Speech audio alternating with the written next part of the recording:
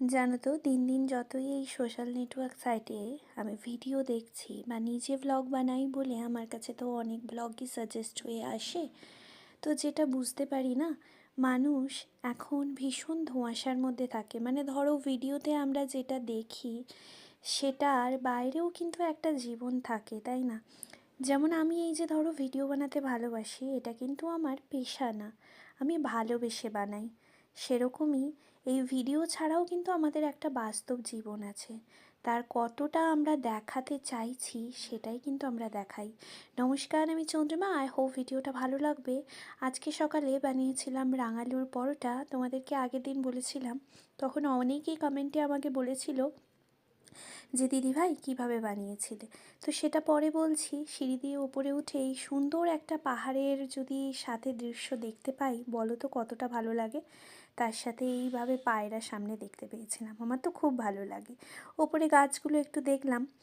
আর যেটা তোমাদেরকে বলার, এই রাঙালুর পরোটাটা না খেতে ভীষণ ভালো লাগে। আর আমি রাঙালুর পরিমাণটা বেশি দিই, ময়দাটা কম দিই। আমার মানে ময়দাটা মাখাতে একটু কষ্ট হয়, একটু নরম তুলতুল করে, কিন্তু যদি রাঙালুর পরিমাণটা বেশি দিই না, একদম পরোটাগুলো সফট হয়। রাঙালুটাকে উঠেই আমি প্ল্যানিং রেখেছিলাম, আগের দিনই তো ভেবে রাখি যে মর্নিংয়ে ব্রেকফাস্টে কী বানাবো।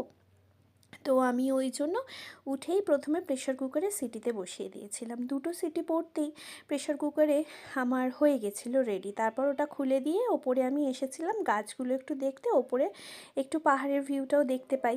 তারপর এই যে দেখো সুন্দরভাবে ময়দার সাথে মাখতে শুরু করলাম। পুরোটাই যখন মাখা রেডি হয়ে যাবে তখন পরোটার শেপে ত্রিকোণ বা গোল, আমি মাঝে মাঝে গোল পরোটাও বানাই, সেইভাবে বেলে নিতে হবে। তো আমি না সবসময় চেষ্টা করি তোমাদের সাথে আমার জীবনের সুন্দর সুন্দর মুহূর্ত, আদ্ভিককে নিয়ে আমার মাদারহুড লাইফ, আমি কিভাবে ওকে নিয়ে সময়টা কাটাই বা ঘুরতে যাওয়া সুন্দর মুহূর্তগুলো স্পেন্ড করি কীভাবে, সেগুলোই তোমাদের সাথে ভাগ করে নিই। আমার নিজের ভালো লাগে, ভালো লাগার মুহূর্ত চাই তোমাদের সাথে ভাগ করে নিতে।